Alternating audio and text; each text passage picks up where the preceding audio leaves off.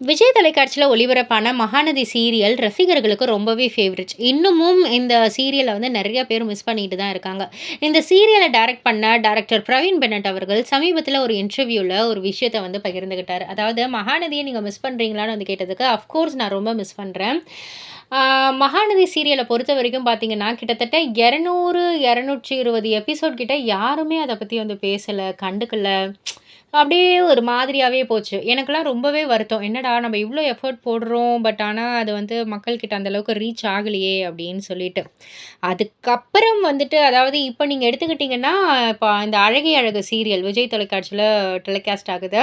அழகே அழகு சீரியல்லாம் வந்துட்டு நல்ல ஒரு ரீச். இப்பவே சூப்பரான ஒரு ரீச். ஆனா, அழகே அழகு சீரியல் இப்ப எந்த அளவுக்கு ரீச் ஆச்சோ, அந்த ரீச்சே வந்துட்டு ஒரு 300 எபிசோட் கழிச்சு தான் மகாநதிக்கு வந்து கிடைச்சது.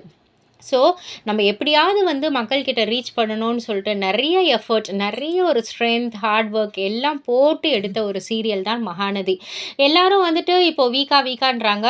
அ ஆக்சுவலா வந்துட்டு ஒரு அக்ரீமெண்ட் 2 பேருக்குமே லவ் பிரேக்கப். 2 பேரும் ஒரு அக்ரீமெண்ட் அப்படின்ற ஒரு மேரேஜ வச்சு வந்து மூவ் ஆன் பண்றாங்க.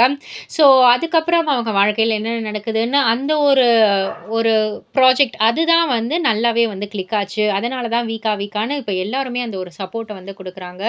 அ இப்போ வந்துட்டு மகாநதி 2 வருமா? அப்படின்ற மாரிலாம் வந்து கேட்கறாங்க. பட் ஆனா, எனக்கு அப்பலாம் அதுதான் தோணும். என்னடா இது 300 எபிசோட் வரைக்கும் யாருமே கண்டுக்கல.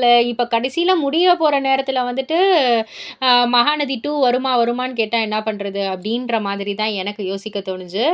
ஸோ, நெறைய ஒரு எஃபோர்ட் குடுத்த ஒரு சீரியல்னா, அது மகாநதி சீரியல் அப்படின்ற மாரி பகிர்ந்துகிட்டாரு. இத பத்தி நீங்க என்ன நெனைக்கிறீங்க? உங்களுடைய கருத்து என்ன? அப்படின்றத கீழ உள்ள கமெண்ட் பாக்ஸ்ல குறிப்பிட்டு சொல்லுங்க. மறக்காம சேனல சப்ஸ்கிரைப் பண்ணி பக்கத்துல உள்ள பெல் ஐகான கிளிக் பண்ணிடுங்க.